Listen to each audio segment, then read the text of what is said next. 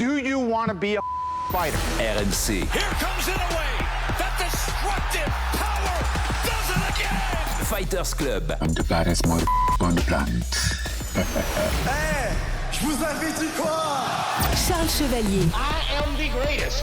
Salut à tous, soyez les bienvenus, c'est le RMC Fighter Club numéro 384 pour l'avant-dernier épisode de l'année. On a le plaisir d'accueillir l'un des entraîneurs qui a marqué 2025 dans le coin de nombreux fighters qui combattent dans la plupart des grosses organisations mondiales de MMA. Johnny Frachet était il y a encore quelques jours le head coach de l'US Metro, une structure qu'il vient de quitter pour monter la cellule compétition au sein du District Training Zone à Montreuil. Alors forcément, on a plein de choses à te demander aujourd'hui dans le RMC Fighter Club. Johnny, merci d'être dans nos studios pour cette fin d'année, c'est cool. Merci de m'accueillir. Merci, beaucoup de choses à dire avec toi. Tu étais encore à Vegas il y a quelques jours pour accompagner Morgan Charrière. On va aussi en parler bien évidemment. Est-ce que tu as accumulé assez de miles là sur 2025? Tout est bon? Ouais. Tu as bien voyagé? Content de te poser un peu pour cette fin d'année aussi? Ouais, se reposer un peu, faire le point. Important. C'est bien, tu l'as bien mérité. On va aussi faire le point avec toi donc dans ce RMC Fighter Club avec, comme d'habitude, le pilier du RMC Fighter Club, Baba, qui rentre de vacances lui pour le coup. Moi aussi, tu reprends le boulot. Ça a été les vacances? Ouais, super impeccable. Et content de reprendre parce qu'on a encore plein de choses à faire. Il y a des surprises même qui arrivent. Exactement. On va pas en dire trop, mais bon, on va avoir un beau début d'année. Toi, des miles, t'en as dépensé ou t'en as accumulé? J'en ai accumulé quelques-uns, ça va. Bon, en tout cas, on va se faire plaisir aujourd'hui parce que le RMC Fighter Club est avec le désormais head coach du District Training Zone, Johnny Frachet.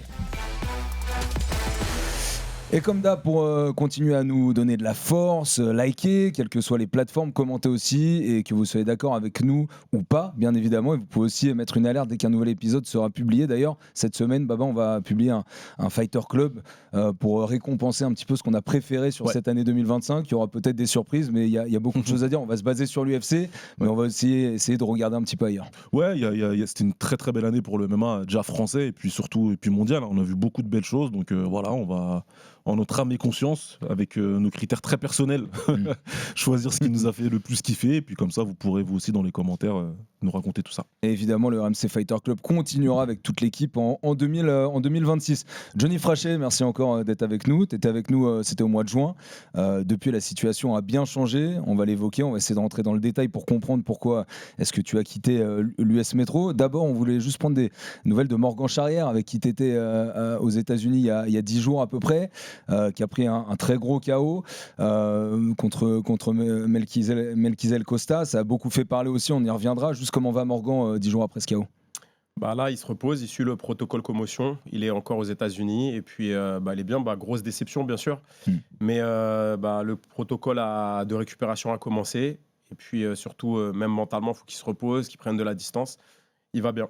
Il va bien, ok, on en reparlera tout à l'heure. En tout cas, heureux d'entendre des nouvelles rassurantes de Morgan Charrière, même si après ce KO, vous pouvez le revoir sur la chaîne RMC Sport, il s'est relevé tout de suite et on a vu qu'il était conscient tout de suite, mais forcément, ça marquera les esprits. Johnny, on va du coup faire un bilan sur l'année, mais aussi plus global de ce que tu as fait à l'US Metro. D'abord, on aimerait t'entendre donc sur les raisons de ce départ de ton club. Pour rappel, la section sport de combat et compétition a été créée en avril 2023. Et très vite, les résultats ont suivi et les gros noms aussi sont arrivés dans le club. Taylor Lapillus, Morgan Charrière, Nora Cornol aussi, Paul Donat qui est monté aussi en même temps que l'US Metro. Le tout dans plus de 1000 mètres carrés en plein cœur de Paris. Avec l'US Metro et ton travail notamment avec Diego Fernandez, vous avez monté l'un des plus gros clubs de MMA en France en moins de 2 ans. Avant d'entendre Johnny, c'est vrai Baba que l'US Metro, il n'était pas encore présent dans le paysage il y a quelques années. Ouais. Et très rapidement, grâce à ce travail, grâce aux noms qui sont arrivés, grâce aux résultats, aux méthodes de travail, il est arrivé dans le décor tout de suite et ça s'est aussi concrétisé grâce à de bons résultats. Ouais, bien sûr, c'est ce qu'on disait au mois de juin quand Johnny était venu. C'est en moins de 2 ans, en 2 ans en tout cas, de monter une structure qui est devenue la référence pour moi du MMA en tout cas. En France, en plus, une structure assez particulière parce qu'il y a cette particularité d'avoir le MMA amateur à très haut niveau, donc beaucoup de combattants amateurs, et aussi la cellule professionnelle avec des combattants à l'UFC, au PFL. Il n'y a pas d'autre club qui est comme ça vraiment sur les 2 niveaux, au plus haut niveau, je pense. Il y en a quelques-uns, mais pas avec autant de combattants en tout cas. Donc c'est clair que c'est devenu un club très très très important du paysage, comme on avait dit, la Team Avengers un petit peu française, et voilà. voilà quoi. Donc toujours des bons résultats. Il y a des victoires et des défaites certes, mais en tout cas c'est le très très haut niveau. Johnny, est-ce que tu peux nous en dire plus du coup? Parce qu'il y a certains qui sont peut-être exprimés là-dessus, mais on n'a pas eu encore vraiment ta version. Toi, sur tes réseaux notamment, tu as officialisé que tu avais un nouveau club, mais on ne sait pas vraiment pourquoi est-ce que tu es parti. Est-ce que tu peux nous en dire plus aujourd'hui? Bien sûr, après, déjà, il n'y a pas de, on n'est pas en mauvais termes. C'est plutôt c'est plutôt une suite un peu logique du travail. J'ai appris beaucoup de choses avec Diego, Audrey, etc. Et en fait, on est arrivé à un point où peut-être les objectifs divergeaient. Et je pense que c'était mieux de commencer à trouver une autre structure. Et j'ai eu la chance d'être accueilli par Samuel Petit au sein du District Training Zone. Et donc, comme je l'ai dit, on est en bon terme avec l'US Métro. Maintenant, c'est peut-être pour moi l'opportunité aussi de partir sur un autre projet, une autre méthode de travail, etc. Pas mieux, pas supérieur, mais en tout cas différente, peut-être un peu plus personnelle. Et voilà. Tu dis qu'il y a des désaccords que vous avez eu avec Diego tout en lui rendant hommage aussi parce que vous avez monté ça ensemble. Est-ce que c'est des désaccords qui sont plutôt personnels, sportifs? Quelle est la base de ce désaccord que vous avez avec Diego? Non, c'est pas des désaccords. On va dire. C'est plus peut-être organisationnel, etc. Et puis, Diego a une manière de voir, l'US Métro a une manière de voir les choses vraiment en grand, avec une priorité à l'équipe, un système basé sur une organisation très précise, etc.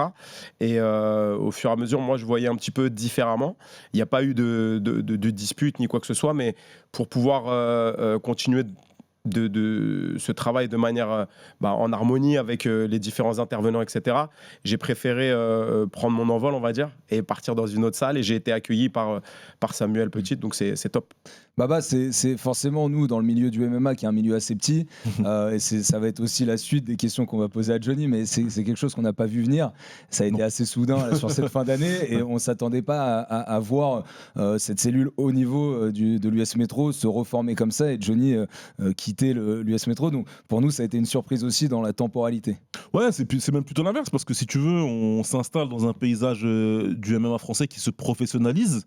Quand on parle en juin ou un petit peu avant, on se dit que l'US Métro là, ça devient presque la top team en France. Tu sais que le Factory est toujours là, tu sais que Nicolas Haute est en train de monter une équipe et qui va avoir la salle qui va avec. Il y a évidemment Aldric Assata du côté de Nice qui lui aussi va avoir une salle et tout ce qui va avec. Donc il y a des grosses teams évidemment.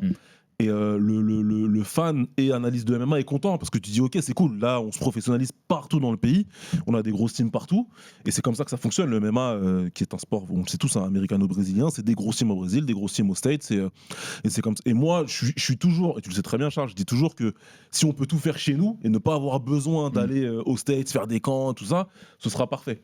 Donc c'est sûr que quand tu as un coach aussi important que Johnny qui quitte une structure comme celle-ci, ça fait un choc, tu te poses des questions. Maintenant, la compétence, elle reste la même. Elle est là. Moi, comme je disais à Johnny en off, ça fait 25 ans maintenant que je suis dans les sports de combat. C'est quelque chose de très régulier. Ouais. En tout cas, moi, j'y suis habitué. Faut pas être surpris par ce qui se passe. Et... Tu constates et puis tu dis bon, ok quoi. Et souvent, c'est certainement ton cas. C'est aussi mieux de partir au moment où il faut partir plutôt que de laisser une situation sur laquelle les deux, vous n'avez pas envie d'avancer dans la même direction. En l'occurrence, Diego et toi, s'envenimer et continuer à partir. En fait, faut pas s'inquiéter pour le S Métro parce que déjà avant que j'arrive, il y avait déjà un pôle conséquent de travail et je pense que c'était un passage. Moi, je parle souvent en logique de flux, c'est-à-dire que je vois pas les systèmes comme étant pyramidal ou pyramidaux. Je les vois comme une logique de flux. Il y a plusieurs cellules et en fait, c'est la qualité des échanges dans les différentes cellules qui fait que tout le monde peut grandir de ça et puis et travailler en bonne entente, etc. Donc moi j'ai appris beaucoup de choses au contact de Diego et de Audrey. C'est des gens qui connaissent le niveau olympique, etc. Et je sais que là ils ont pris Tom Duquesnoy, Ibrahim Mané et tout, donc il n'y a pas à se soucier, l'US Métro va rester à sa place et va peut-être même faire mieux, et j'en suis certain, c'est ce que je leur souhaite. Maintenant il n'y a pas de mésentente grave ou quoi que ce soit, c'est pas du tout ça, au contraire c'était un choix en bonne entente, etc. Maintenant pour moi c'est l'occasion de travailler peut-être différemment, d'aller sur un projet un peu plus personnel, et j'ai eu la chance que le District Zone soit d'accord avec cette vision-là. Et voilà, en fait, j'ai une vision où le concept d'équipe, j'essaie de le dépasser, et j'essaie de faire un produit, en tout cas un service qui puisse répondre aux différentes attentes des combattants, quelle que soit l'équipe qui souhaite représenter. Je pense que ça intéresse tout le monde, ça nous intéresse aussi nous de savoir à l'avenir comment tu vas essayer de reformer une team. Alors tu vas nous parler, est-ce que tu vas faire aussi beaucoup d'amateurs, est-ce que tu vas te concentrer plus sur les pros, tu vas nous parler de tout ça juste pour comprendre aussi un petit peu ce que tu laisses derrière toi et sur la trace qui pourra rester de Johnny Frachet à l'US Métro, simplement sur la manière dont ça se termine. Est-ce que, comme on l'a dit, tu vois, de l'extérieur, tout en étant un petit peu dedans, on se dit bon bah c'est arrivé de manière un peu soudaine, il n'y a pas eu, je crois pas, de communication officielle de la part de l'US Métro non plus. De ton côté, tu as dit j'arrive dans mon nouveau club. Du côté de l'US Métro, ils ont officialisé l'arrivée de Tom Duquesnoy, par exemple. Est-ce que pour toi, ça a été. Est-ce que, disons, il y a un mois de ça, tu te disais je vais terminer l'année à l'US Métro, ou alors est-ce que tu savais déjà, est-ce qu'il y a eu un déclic, quelque chose qui t'avait déjà fait dire bon bah on sera mieux si on travaille de manière séparée dorénavant? Non, je savais pas que j'allais partir il y a un mois. C'est une situation, mais après, on sent quand on a de l'expérience, etc., on sent que les visions sont différentes. Et Diego, je pense, annoncera bientôt un très, très, très gros projet. L'US Métro, en tant que tel, a de très, très gros projets. Je pense qu'ils vont changer le panorama du MMA en France. Et du coup, je pense que c'était le moment, le timing était... les planètes se sont alignées pour que justement je parte sur un autre projet. Toi, du coup, c'était pas on saura, hein. Je vais pas te demander c'est quoi ce projet, même si j'ai envie de savoir. Mais du coup, c'est pas un projet dans lequel tu t'inscrivais. Tu t'étais déjà projeté dans ce qu'ils vont annoncer ou pas du tout? Je savais, non, j'étais pas inscrit dedans directement, mais je pense que connaissant Diego, oui, il m'aurait trouvé une fonction ou quoi, etc. Mais encore une fois, j'ai fait le macro, c'est-à-dire j'ai fait la masse, etc. Et maintenant, j'aimerais aller vers autre chose. Et je pense que c'est pour ça que c'était le bon moment de se séparer et chercher une autre structure qui puisse accueillir cette vision et ce projet. C'est Johnny, c'est vrai que t'as dans ta carrière qui est longue, tu as été combattant, puis désormais tu es coach expérimenté, reconnu, tu as fait beaucoup de clubs aussi. Est-ce que tu peux comprendre si certains peuvent critiquer un manque de durabilité dans certains clubs, ou est-ce que toi au contraire tu le prends, comme certains peuvent l'évoquer aussi, comme justement accumuler des expériences qui au final font de toi l'entraîneur que tu es aujourd'hui? Je pense qu'on travaille comme on vit. Moi, je viens d'une communauté un peu particulière qui est la communauté des gens du voyage. Donc, j'ai besoin de liberté, j'ai besoin de bouger, et j'aime à penser qu'à chaque fois que j'ai des interactions quelque part, j'apprends, mais en même temps, j'apporte. Et j'apprends plus que j'apporte, je pense. Et là, j'ai appris beaucoup de choses, notamment la gestion d'une grande structure, etc.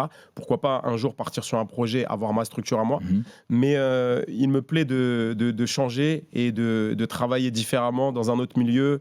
Ça me permet aussi de relancer ma créativité, de relancer un intérêt dans une niche dans laquelle ça fait de nombreuses années dans laquelle je travaille. Et du coup, pour moi, c'est vrai que ça peut être conçu pour certains. En fait, ça dépend de quel point de vue on se place.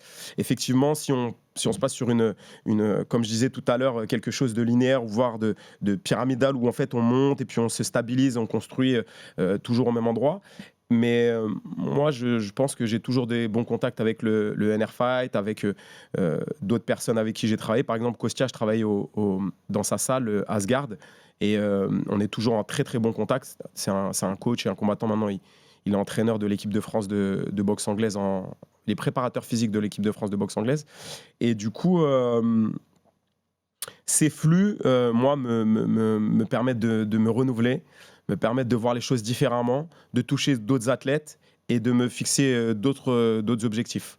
Est-ce que justement monter ta structure, parce que Baba, moi je pense que c'est vrai, quand on connaît le CV de Johnny, on se dit que monter sa propre structure très personnelle, ce serait ce qui lui est un peu destiné. Comme ça s'est fait rapidement, cette fin avec l'US Metro, est-ce que c'est un projet que tu avais en tête, que tu commençais à mûrir, et comme c'est venu assez rapidement, tu n'as pas eu le temps peut-être de commencer à mettre cette structure en place, ou alors est-ce que continuer à prendre de l'expérience dans différents clubs, à apporter ce que tu as apporté dans différents clubs, c'est encore ce que tu as envie de faire quelques années? Alors en fait, ce qui est intéressant, c'est la question, elle tombe à pic d'ailleurs, parce que en appelant différentes structures, puisque je devais trouver une structure assez rapidement pour pouvoir continuer à donner mes cours, etc. Et j'ai eu Samuel Petit, il m'a dit Johnny, on se connaît depuis longtemps, pourquoi tu n'ouvres pas ta salle? Après, je lui ai fait part des différentes des difficultés, mais aussi des pour, des contre, etc. etc. Et il m'a dit écoute, on peut peut-être parler d'un projet dans quelques temps, parce que il m'a présenté peut-être des investisseurs, etc. et tout. Donc c'est quelque chose qui pourrait se profiler dans les prochaines années. Maintenant, j'ai besoin de vraiment réfléchir au concept, parce que j'aimerais quelque chose qui soit modulable et pas figé. Et encore une fois, moi, il m'importe peu que le combattant représente un nom. Je préfère que le combattant il se représente lui-même. Par contre, j'aimerais mettre en avant un système, comme on a pu parler au mois de juin sur l'émission du mois de juin, un système. Et effectivement, le MMA est un sport d'équipe, mais plus pour les amateurs, pour les professionnels, c'est plus un staff. Et les combattants vont payer des intervenants qui vont les aider, qui vont les accompagner. Et j'aimerais mettre en place un système modulable qui puisse répondre aux différents besoins des combattants. Et donc la salle que j'aimerais mettre en place serait un système modulable qui s'adapte, etc. Donc j'ai besoin de travailler sur le concept avant de pouvoir le développer. Ouais, en fait, moi j'ai l'impression que ce que tu expliques et ce sur quoi tu tends, ça épouse l'évolution en fait du combat dans sa forme moderne, où en fin de compte on n'a pas ce qu'on a connu nous il y a 20 ans. Tu commences avec un coach et tu essayes d'être avec ce coach là pendant 20 ans et pendant toute ta carrière. Aujourd'hui les équipes des combattants de MMA, tu vas avoir donc le head coach, tu vas avoir le coach de striking, tu vas avoir le coach de grappe, le coach de lutte, le physio, et c'est une équipe autour d'un gars en fait qui est vraiment dédié à cette personne. Et toi en fait l'idée ce serait de pouvoir offrir une structure pour que ce combattant-là puisse amener son staff avec lui et puis repartir s'il a envie, quoi. Par exemple, en fait, on peut identifier 3 types ou 4 types de demandes. Donc, un combattant qui souhaite avoir une structure avec des cours à la semaine et imposés, un peu à suivre, avec un calendrier, un planning bien fixe, etc., qui est un peu plus généraliste. Et puis après, cette année, j'ai eu beaucoup la demande de oui, mais moi, quand j'ai un combat, j'ai besoin que ça tourne plus autour de moi, etc. Et en même temps, j'ai eu aussi la demande de personnes qui viennent de l'étranger, qui veulent faire un training camp, etc. Du coup, avoir une modularité qui permette de répondre à ces demandes me semble intéressante dans l'avenir. Et aussi, de mon côté, je tends à développer le fighting IQ des combattants et les rendre autonomes. Le head coach d'un combattant, c'est le combattant, pour moi. Et on doit éviter cette vie... J'essaie d'éviter cette vision dogmatique où le combattant, les coachs imposent des visions aux combattants. Et j'aimerais, même si ça marche très très bien, mais j'essaie de voir les choses autrement. D'ailleurs, pas forcément parce que je pense que ça marche mieux, mais parce que ça me plaît plus. C'est-à-dire j'ai envie que le combattant fasse ses propres choix et qu'il puisse, par exemple, aujourd'hui je vais travailler avec Rodrigo Alamos pour ça, parce que pour le game plan c'est bien, etc. Et puis faire appel à plusieurs personnes, je pense que c'est beaucoup plus enrichissant et ça va créer un autre type de combattant. Un combattant qui ne suit pas un moule, mais un combattant qui puisse s'exprimer à travers sa pratique. Et du coup, là, on passe du sport de combat à l'art martial. Tu as déjà une vision très claire, évidemment, de ce que tu veux faire. Est-ce que, sans que ce soit ta structure à 100%, le District Training Zone de Samuel Petit, est-ce que tu vas quand même pouvoir commencer à mettre tout ça en place ? Oui. Alors, dès que je suis venu, je connais déjà Samuel Petit depuis un moment. Le District Training Zone, c'est une structure qui a plus de 10 ans, qui a 10 ans, donc qui a une santé solide et elle n'a pas besoin de moi pour fonctionner. Donc pour moi, ça, c'était important. Et puis ensuite, c'est une structure familiale et souple, flexible. Et de cette flexibilité peut naître différentes choses, donc du travail en small group, du travail en groupe et aussi du travail spécifique. Par exemple, on a eu des demandes de personnes qui souhaitent faire leur entraînement à la salle. Là, il y a la construction d'un dortoir qui sera fini entre, je pense que peut-être avant fin 2026, où le District Training Zone pourra accueillir des combattants de n'importe où, même de France. Et ils vont pouvoir rester 1 semaine, 2 semaines, 3 semaines. Et voilà, à côté de ça, j'ai commencé le suivi à distance de certains combattants comme Baris, Amin Ayoub et d'autres. Et du coup, à certains moments du suivi à distance, ils reçoivent les analyses vidéo, ils reçoivent la programmation, une proposition. Moi, je fais beaucoup de propositions, je propose, je parle et on voit. Et donc, ils peuvent venir faire une phase de leur camp dans la structure, dans le District Training Zone, sans leur imposer un nom de structure, sans leur imposer mais un travail commun, des tests et puis des évaluations. Et après, quand ils repartent, ils peuvent continuer le travail fait au sein de la structure. Donc, c'est une structure peut-être de transition qui va durer un moment, au moins 3-4 ans.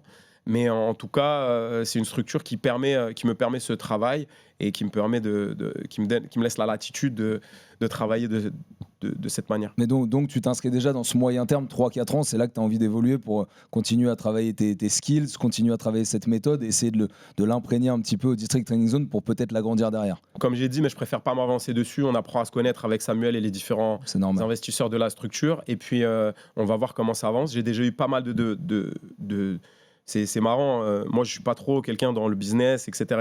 Je suis vraiment quelqu'un du terrain. Maintenant, il faut que je m'y intéresse parce que si je veux ouvrir une salle, il faut que je m'y mette. Je connais les clés de bras, les frappes et tout ça, mais j'ai besoin de la cage, etc. Les documents Excel, c'est moins ton truc. Non, j'utilise Excel bien. En fait, pour la Fédé, je sais faire les budgets et tout ça, mais pour tout ce qui est gestion d'un club, etc. D'ailleurs, l'US Métro m'a appris ça, le Nerf Fight aussi, même si c'est pas ma fonction principale, mon ADN, mais c'est pas mon ADN, mais j'ai besoin de comprendre parce que je pense qu'au bout d'un moment il va falloir que je tende vers ce projet-là. Et là j'ai eu différentes personnes qui m'ont appelé quand je suis sorti de l'US Métro pour pouvoir me dire, pour me proposer certains projets. Mais maintenant je suis au District Training Zone, il y a un contact qui est très positif avec la structure et les différentes personnes de la structure. Du coup, on va dire que là, on apprend à se connaître, etc. Et on a déjà émis l'hypothèse de partir sur d'autres projets. Baba, justement, c'est la question que aussi, même nous, en parlant, on se posait. On disait, et c'est là où on va te laisser, comme ça, on va en parler entre nous, et comme ça, tu pourras nous dire les noms que tu as déjà. Mais il y a 2 trucs, c'est que l'US Métro, l'infrastructure était assez exceptionnelle. Alors, il y a certains combattants, est-ce que pour quitter cette structure, ils accepteront de te suivre pour aller au District Training Zone, qui a aussi une très belle structure, mais c'est vrai que l'US Métro a continué à se développer, avait encore des projets d'aménagement, dont tu nous avais parlé au mois de juin d'ailleurs. Donc Baba, nous on se demandait aussi quels combattants vont suivre Johnny, et par rapport au savoir-faire qu'ils ont envie de continuer à avoir avec Johnny, et par rapport à la structure qui pourrait potentiellement quitter à l'US Métro pour retrouver à Montreuil. Ouais, et puis de toute façon, je laisse la parole tout de suite à Johnny derrière. Moi, je vais juste livrer mon analyse par rapport à ça, c'est que les combattants principaux, en tout cas, de l'US Métro, les professionnels qu'on voit évoluer au plus haut niveau, c'est déjà des combattants qui vont chercher le savoir dans des sources différentes, tu vois. Si je prends l'exemple de Taylor, il y a Abadila qui est avec lui, on a préparateur physique Michel qui est différent, on va avoir Eric Cara qui est avec lui, donc Johnny évidemment. Et, c'est une somme en fait de connaissances qui est au service d'un combattant, et je crois que c'est la même chose aussi pour Nora par exemple, qui a Redouane pour le pied-point, et enfin plein d'autres choses comme ça, tu vois. Donc si tu veux, j'ai déjà eu la réponse à ma question peut-être, mais tu vas pouvoir développer. Mais avec ce que ta vision de la chose, en termes justement de ce que tu vas apporter maintenant dans l'évolution de ta carrière de coach, je me dis que c'est parfait pour les combattants que tu suivais déjà, pour pouvoir continuer en fait à avoir un certain suivi avec eux. Ma question, elle est toute bête, hein, mais je pense que c'est pas mal de gens se posent la question aussi, c'est que est-ce qu'ils seront à même de pouvoir profiter des deux structures, entre guillemets, tu vois? Ou est-ce que ça pourrait poser problème? Moi, ça me pose pas du tout problème. D'ailleurs, les combattants qui souhaiteraient même arrêter le travail avec moi, ça me pose pas de problème, puisque et après reprendre plus tard. Je vois pas du tout le truc comme un truc. Je suis le sensei, on doit me respecter, et du coup, s'ils s'en vont, non. Je pense que mes élèves et les personnes avec qui je travaille savent que le meilleur moyen de me respecter, c'est de respecter cette liberté et ce côté de qu'est-ce que j'ai besoin. Est-ce que ce coach, cette méthode me correspond à ce moment-là? Et peu importe les combattants qui viennent ou pas, bien sûr, il y a de l'affect, de l'affectif, etc. avec les différents athlètes. Maintenant, j'ai pas envie que des combattants me suivent parce que juste ils m'aiment bien. J'ai envie qu'ils me suivent. Déjà, c'est pas vraiment moi. Je veux pas que ça soit eux qui me suivent. Je veux que ça soit la structure qui s'adapte à eux. C'est-à-dire, par rapport à cet événement, cette séparation, ou ce départ et le transfert de mes cours, de mes prestations au district, ils peuvent choisir de faire tout le cursus au district, ils peuvent choisir de faire leur cours au district le matin et s'entraîner aussi à l'US Métro pour les cours de lutte ou même de MMA, etc. Je rappelle, il y a Ibrahim Mané, il y a Tom Duquesnoy, il y a Diego et tout. Donc, tant qu'il y a une coordination, une communication entre les différentes personnes du staff, je ne vois pas ça d'un mauvais œil. Au contraire, je trouve ça vraiment enrichissant. Je dis souvent aux élèves que j'entraîne, surtout aux amateurs, de ne pas faire du tourisme martial, mais d'aller dans des salles pour des objectifs spécifiques. D'accord ? Donc, c'est pas le combattant ne doit pas être prisonnier de la salle, ni même d'une technique, ni même d'un dogme. Ils doivent s'en libérer pour savoir exactement ce qu'il a besoin. Et souvent, on nous dit qu'il ne faut pas qu'ils soient comme ça très tôt. Je pense qu'ils doivent être comme ça très tôt. C'est-à-dire, ils apprennent à s'écouter, ils apprennent à savoir ce qui est bien pour eux, etc. Qui mieux qu'un athlète peut savoir ce qu'il a besoin. Donc, on doit leur faire confiance. On doit leur dire aussi, vous pouvez aller où vous voulez, vous appartenez à personne. Tout doit se faire, bien sûr, dans le respect, etc. C'est pas non plus de la consommation, mais tout s'inscrit dans une méthode, dans une programmation, dans une communication. Et donc, pour moi, il n'y a aucun problème d'avoir des athlètes qui s'entraînent au district, même d'être dans le coin de combattants qui s'entraînent autre part. La preuve, Amin Ayoub s'entraîne au Phuket Fight Club, je crois. Et du coup, là, je vais le coacher à Dubaï. Pourtant, je ne l'ai pas vu de sa prépa. On a parlé, j'ai envoyé des analyses de combat et tout. Donc, je pense qu'on est à l'ère d'un mot qui n'est pas très joli, que j'utilise, c'est l'uberisation du sport. C'est-à-dire que je pense qu'on va pouvoir re-rentrer dans le côté martial parce que, justement, les combattants vont pouvoir s'exprimer encore plus en choisissant les intervenants et leur staff en fonction du combat qui vont avoir à livrer. Je pense qu'ils doivent être capables de choisir leurs outils. Ouais, c'est la voie de l'artiste martial traditionnel, j'ai envie de te dire. On revient à quelque chose qui a un siècle, tu vois. Parce que sur allez, je vais parler pour la France. Sur les 30-40 dernières années, parce que moi, la philosophie que tu expliques, je suis 100% d'accord avec ça. Mais je sais aussi qu'on est peut-être 4 en France à penser comme ça en tant que coach, que pour le reste, on vient d'un moule où le coach est l'alpha et l'oméga. Il décide pour le combattant, il fait les choix, il impose les sparring, enfin tout. Disons, on te dit même tu dois pas aller t'entraîner ailleurs, etc. Ce qu'on a vu en France, c'est le modèle qui a percé ces 10-15 dernières années. Ouais, même plus, tu vois. Mais c'est ce qu'on a beaucoup vu avec l'avènement du MMA, c'est ce qu'on a beaucoup vu. Parce que ça vient avant ça du pied-point, du judo, enfin tu vois ce que je veux dire. Moi j'ai pratiqué les deux et c'était déjà comme ça, tu vois. J'expliquais en off à Johnny, je suis parti d'un club. Il y a un côté qui est encore en froid, c'est pas moi. Tu vois, donc c'était à l'époque, quitter ton coach, c'était quelque chose, quoi. Enfin, ou derrière, on te disait, il n'y a pas de retour, etc. Ou s'il y avait un retour, tu devais venir le ventre par terre et t'excuser platement devant tous les adhérents. Donc, est-ce que tu penses que c'est une philosophie qui va pouvoir gagner de la traction au-delà de toi, ça ? Je sais pas parce que, en fait, justement, en partant de l'US Métro, je me suis dit, qu'est-ce que j'aimerais faire ? C'est qui tu es, qui je suis et qu'est-ce que j'aimerais faire. Parce que souvent, on a le point de vue du combattant qui va s'entraîner avec les coachs et on voit le combattant qui travaille, qui s'améliore aussi. Mais je pense qu'un coach doit aussi s'améliorer. Il doit améliorer son élocution, il doit améliorer sa manière son analyse, ses méthodes d'analyse vidéo, la transmission de son savoir, aussi l'adaptation de sa communication avec les différents intervenants.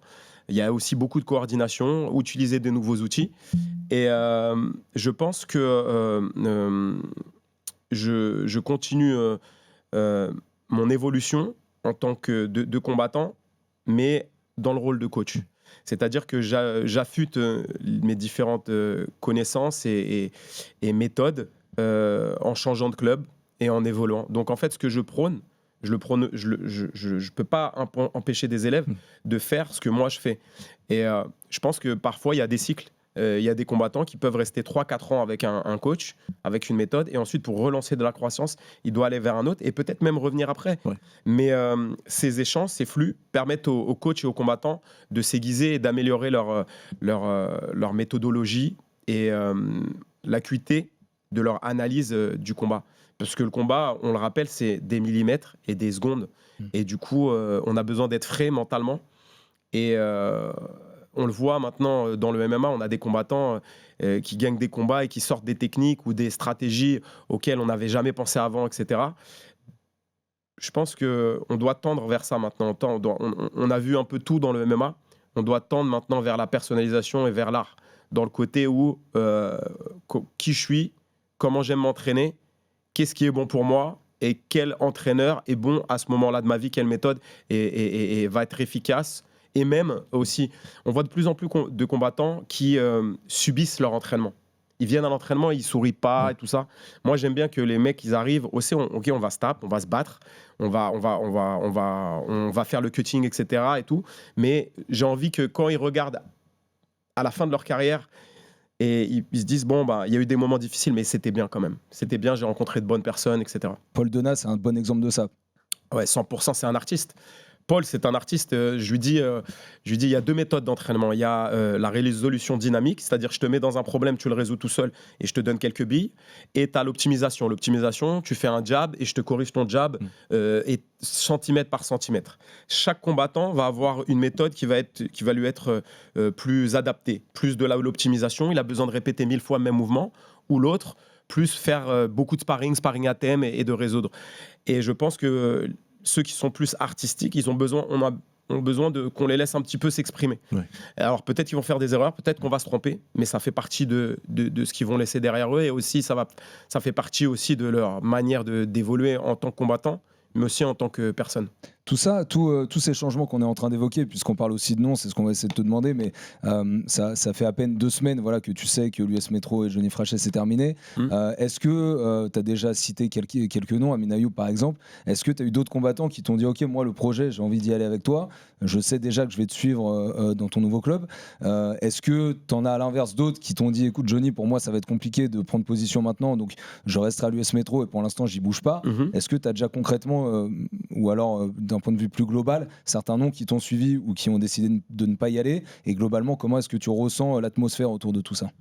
Alors on a eu beaucoup de communication, des appels, WhatsApp, tout ça, et ce que j'ai dit c'est que qu'ils étaient libres de faire ce qu'ils voulaient, qu'il n'y avait pas du tout de ressentiment ou autre, qu'ils devaient se poser la question si justement continuer avec ma méthode et qui évolue tout le temps était bien. Donc il y a eu quelques combattants qui sont partis. Il y en a qui sont partis avant, d'autres qui ont décidé de continuer à l'US Metro, et d'autres qui continuent avec moi. Et j'ai laissé les portes ouvertes. On a eu par exemple Walid Tandia qui a décidé de rester à l'US Metro et à s'entraîner à Corbeil avec son entraîneur. Ce que je trouve bien parce que il est proche d'un combat, donc il ne faut pas tout changer. Donc je pense que c'est bien. Maintenant on est en très bon terme puisque son professeur était un de mes élèves. Donc le lien n'est pas rompu, on continue à travailler ensemble, et je lui ai dit si tu as besoin de quoi que ce soit à n'importe quel moment de ta préparation, je suis là, que ce soit au district ou autre part, je peux me déplacer et tout. Donc en fait il y a Taylor, Morgan, etc. Je pense qu'on va faire un point dans les prochaines semaines. Mais dans tous les cas, j'ai pas pensé à me dire je vais les stabiliser à tout prix, je les appelle, faut qu'ils restent, etc. Je leur ai dit c'est une autre structure, c'est une autre manière de travailler qui sera dans la continuité de ce qu'on a fait l'US Metro, mais un petit peu différente, pas supérieure mais différente.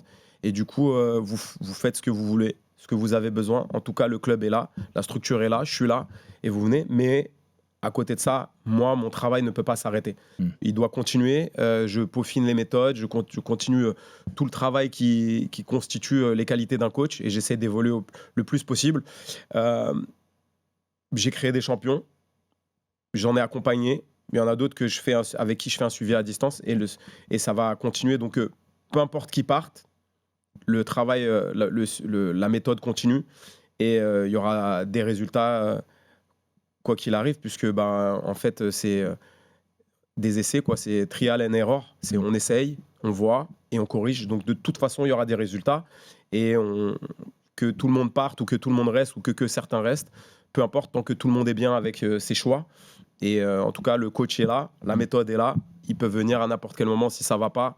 La porte est ouverte. Et nous, de notre côté, à l'atelier, on continue de bosser. Baba, c'est ce qu'a fait la marque de fabrique de Johnny durant tout ce qu'on a pu constater ces dernières années, notamment l'US Metro. C'est vouloir se mettre en retrait par rapport à ses combattants pour les laisser avoir la première place parce que c'est eux qui combattent et c'est eux qui sont au centre des projets. Il y a aussi eu cette pluralité de s'occuper à la fois des pros, à la fois des amateurs. Donc ça, c'est quelque chose qui a marqué le parcours de Johnny, aussi les amateurs. Je pense que c'est quelque chose que tu voulais lui demander, tu voulais aussi insister là-dessus. Est-ce que dans ton nouveau club, il y aura à la fois un accompagnement pro très prononcé et à la fois un accompagnement amateur très prononcé? Alors j'ai choisi de faire avec Samuel Petit, puisque bien sûr c'est le propriétaire de la structure, et Jenny, sa femme. Je leur ai dit que je voulais un peu moins de personnes, limiter le nombre de personnes. Pardon, à combien est-ce qu'on était à l'US Metro de personnes en globalité desquelles tu t'occupais de près ou de loin? Je crois qu'on était à plus de 180. D'accord. Ouais, on était à plus de 180. Mais Diego a fait un gros boulot, Audrey aussi, les différents intervenants, franchement c'était une équipe exceptionnelle et c'est l'est toujours, et je sais qu'ils vont continuer avec Ibra, Tom Duquesnoy qui est un super artiste, un super coach, donc ça va continuer. Maintenant de mon côté, j'ai voulu travailler avec un groupe un peu plus restreint de 40 personnes, 40 personnes en amateur, 40 personnes en professionnel. Bien sûr ça va fluctuer parce qu'il y a des gens qui vont partir et rester, et voilà, mais j'aime bien la vision d'un atelier, sur lequel on peut et j'aime avoir du temps avec les combattants, leur parler, m'adapter, etc. Passer du temps avec eux, rester au club, même après les entraînements, pour pouvoir développer cette histoire, cette narration qu'on construit ensemble. Parce qu'au final, ils sont tout seuls dans la cage, mais ils doivent avoir confiance dans la méthode. Donc là, c'est 40 et 40. Peut-être un peu plus, un peu moins, mais c'est autour de ça. Et puis, pour les professionnels, tout est sur candidature. J'ai créé un fichier. Les gars envoient les gars et les combattants et les combattantes envoient remplissent le formulaire. Et après, je les appelle, on parle. Et au-delà du niveau, je veux être sûr qu'on est sur le même état d'esprit. Un état d'esprit de partage, d'écoute et en même temps de détermination, parce que tout ça paraît vachement libre et tout ça, mais on parle quand même d'un sport de combat, donc il faut quand même une détermination hors norme pour pouvoir gagner et perdurer dans cette pratique. Donc voilà, j'essaie de faire une méthode un peu différente. Voilà. Tes combattants actuels, ils ont une place réservée dans ces 40 ou ils Bien doivent sûr. passer par ce process Non, Ouais. bien sûr, mais c'est plus pour les nouvelles personnes. Et puis en fait, cette candidature, elle est moins pour eux que pour moi. C'est est-ce que je suis le bon coach pour eux? Ouais, non, mais Est-ce que je suis la bonne pense personne? que le process, on voit clairement que c'est toi qui veux voir si ça match, quoi. Je veux voir si ça match, je veux qu'il soit content. Si je suis là, il faut qu'il soit content et tout, parce que j'ai un côté très méthodique, mais en même temps un peu roots sur certains points. Et du coup, je leur dis souvent, ce qui me caractérise, c'est méthode moderne et valeurs anciennes. Et du coup, j'essaie de voir si on a un petit peu les mêmes caractéristiques. Et si ça passe, c'est bon. Et puis, il y a quelques prérequis, la constance, etc. Donc, ça me permet de mieux les connaître avant qu'ils arrivent au club. Et puis aussi, ça permet aussi de respecter leur background, d'où ils viennent, dans quel club ils étaient, etc. Parce que s'ils s'entraînent dans un autre club le soir, j'aime rentrer en contact avec l'entraîneur pour savoir si je m'inscris dans sa logique et que ça se passe bien, quoi. Je vous le dis les gars, il nous reste comme d'habitude, je pense qu'on a encore plein de trucs à dire. On voulait parler des combattants de manière plus détaillée, de ceux dont tu t'es occupé. Il nous reste 8 minutes max, sinon Arthur Robert il nous coupe la tête et on ne fait plus jamais de Fighter Club. Vas-y. Juste par rapport à ces fichiers, etc. Ça c'est un truc, une méthode que tu mets en place avec Samuel Petit. Tout ça aussi c'est totalement en accord avec lui, parce que c'est vrai que Samuel Petit lui aussi est un head coach pour certains combattants. Est-ce qu'il peut y avoir de temps en temps une discussion? Est-ce que ce sera toi le head coach, ce sera moi? Est-ce que tout ça c'est très clair entre vous déjà? Oui, c'est clair. En fait, on parle, il y a des échanges, des connexions. Alors moi, je m'occupe des sections du matin. Et ensuite, ils ont déjà le District Training Zone. Manque à être connu d'ailleurs, parce que ce qui a été mis en place est très sain. J'aime beaucoup la communication entre les différents staffs. Il y a un combat, on envoie aux différents coachs des consignes. Ces différents coachs s'adaptent, etc. Donc c'est top. En plus, avec les moyens modernes de communication, c'est encore plus facile à faire. Et non, il me laisse la main libre un petit peu sur les cours du matin, mais en bonne entente, en bonne communication, etc. Lui, il donne les cours de préparation physique et de sol le soir avec les différents coachs, Ruben, etc. Il y a Chaban, Ryan qui donne les cours de MMA le soir. Donc, en fait, on se connaît déjà et ça se fait assez naturellement. C'est limpide. C'est limpide, c'est simple, et puis il y aura de l'adaptation. Mais en tout cas, l'énergie est bonne, c'est bienveillant, et je pense qu'on va pouvoir accompagner de nombreux combattants vers leur objectif de performance. Baba, il y a des trucs que tu voulais encore demander à Johnny, que ce soit sur le passé, que ce soit sur le futur. Qu'est-ce que sur peut-être ce qu'il a fait à l'US Metro aussi, parce que voilà, on tend un bilan de ce que toi tu as ressenti sur ces quelques années. Ma seule question, c'était ça. Quel bilan t'arrives à tirer? Parce que c'est quand même très récent, hein. Je sais pas si tu vois, c'est quelque chose que tu peux faire là tout de suite. Maintenant, je sais aussi que tu conscientises beaucoup les choses, donc c'est peut-être déjà fait dans ta tête. Mais ouais, quel bilan tu ferais de cette aventure, entre guillemets, d'à la fois être une grosse team professionnelle de MMA, comme on en voit maintenant un petit peu partout dans le monde, mais être en même temps à la formation de combattants amateurs qui peuvent se retrouver aux IMAF, tout en ayant un rôle dans la fédération qui est très structurant quand même. C'est quelque chose que... Enfin, quel bilan tu arrives à tirer de ça, que ce soit positif, négatif, enfin. C'est un bilan très positif. Déjà, l'expérience humaine est incroyable. J'ai rencontré des gens et j'ai passé des moments qui sont vraiment exceptionnels. Ensuite, c'est 2 champions du monde, plusieurs titrés et champions d'Europe, plusieurs 3 ans de meilleur club de France, après en tout cas FMMAF. Donc voilà. Là, je pense que cette année, ça sera un peu différent parce qu'on ne peut pas faire toutes les MMA League puisqu'on a transféré le club. Mais c'est une méthode qui s'est mise en place. C'est des élèves, c'est un groupe, c'est des expériences. C'est aussi un apprentissage avec des gens qui ont connu le haut niveau, qui connaissent le haut niveau, comme Diego et Doré qui ont connu le niveau olympique. Donc moi, ça me permettait de mettre un pied aussi et d'apprendre à travers eux. C'est aussi de nombreux combattants professionnels qui sont venus, partis, etc., qu'on a accompagnés. Pratiquement 2 coachings par mois minimum, des événements. Donc en termes de matière première et d'expérience, c'est très intéressant. C'est aussi les médias. J'étais un peu plus présent sur les médias ces derniers temps, ce qui permet de communiquer sur cette méthode. D'ailleurs, merci encore de m'accueillir parce que c'est top.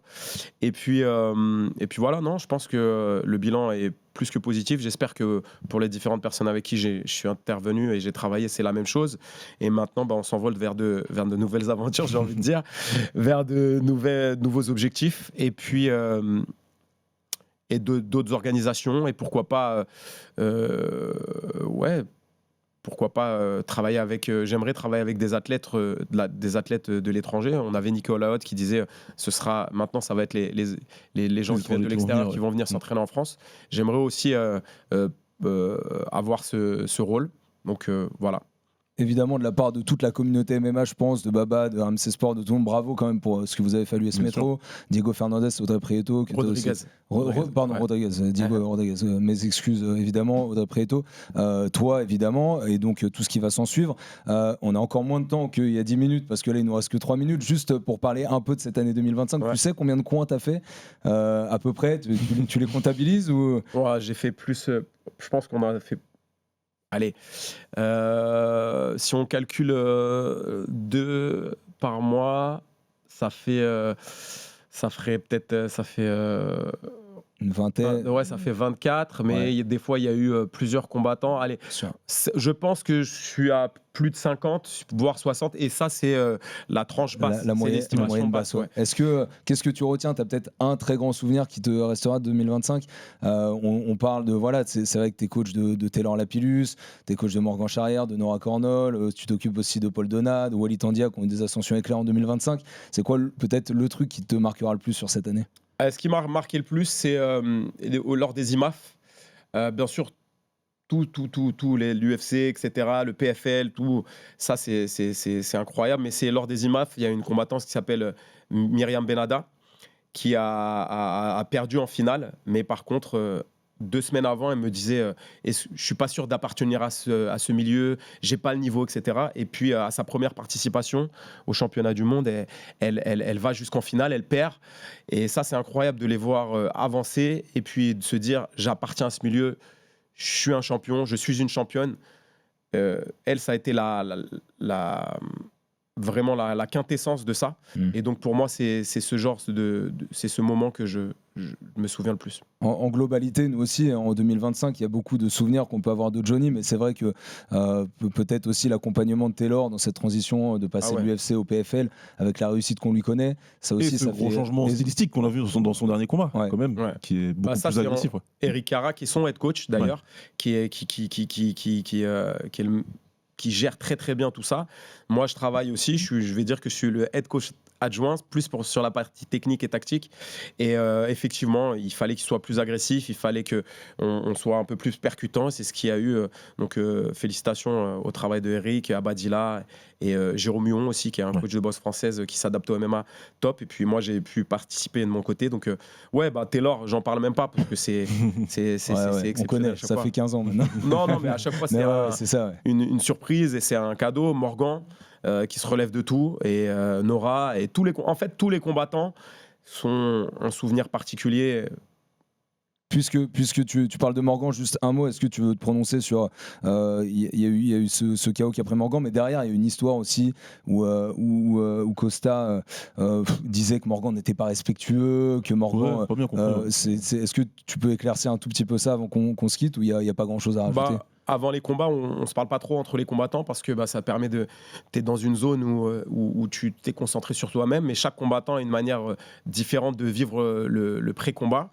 Maintenant, Morgan, c'est un combattant qui est ultra respectueux, qui manque jamais de respect à ses adversaires, etc. Donc après, c'est un Brésilien, peut-être que parfois par les gestes, etc., on ne comprend pas la même chose, c'est culturel, mais de ce que j'ai vu, puis j'en doute, et puis Morgan, c'est pas du tout quelqu'un qui manque de respect, jamais, je l'ai jamais vu manquer de respect à quelqu'un, même dans le sport ou en dehors. Donc Melchizael a dû percevoir des choses qui sont mal percevoir, mal comprendre, mais non, il n'y a pas eu ça. Là, on est tombé, on a perdu, on avait fait une super préparation, mais Morgan, on le connaît, il va revenir 2 à 3 fois plus fort, et c'est comme ça, c'est un petit peu le lot de chaque combattant. Merci Johnny, merci beaucoup d'être venu t'exprimer dans le RMC Fighter Club. C'est vrai que tu t'étais pas exprimé sur ces changements récents, donc merci d'avoir donné la primeur au RMC Fighter Club. Toujours intéressant d'avoir Johnny, et puis en plus de jouer le jeu, qu'on puisse aussi te poser des questions pour comprendre un petit peu mieux, quitte à parfois te rentrer entre guillemets un petit peu dedans, mais Johnny, comme d'habitude, il joue le jeu. Ouais, c'est top, comme d'habitude, c'était top, comme d'habitude, un peu court, on pourrait encore parler pendant des heures, mais bon, on a un nouveau format qui peut permettre de faire ça, donc écoute, on verra. Exactement. Évidemment, le Baba Versus, qui est à retrouver avec Patrick Abiroa encore sur la page YouTube RMC Sport Combat, le nouveau format de Baba, et qui évidemment peut encore plus se permettre de rentrer dans la longueur pour en comprendre plus sur les personnages qui tournent au milieu des sports de combat. Johnny, merci beaucoup encore d'être venu, merci pour tes explications, beaucoup de force pour ton nouveau projet, et évidemment on espère que tu viendras à nouveau dans le RMC Fighter Club pour nous en dire plus. Merci à toutes et à tous de nous être fidèles comme d'habitude, merci à Arthur Robert, à Kevin Pogam qui était en régie aujourd'hui. On se retrouve pour cette fin d'année pour les Awards des RMC Fighter Club, évidemment en 2026 pour toujours plus de numéros, on l'espère, plus intéressants, avec des invités qui seront en masse ici dans le Fighter Club. À très vite, bonne fin d'année à toutes et à tous, et à très vite dans le RMC Fighter Club. Ciao. RMC Fighters Club.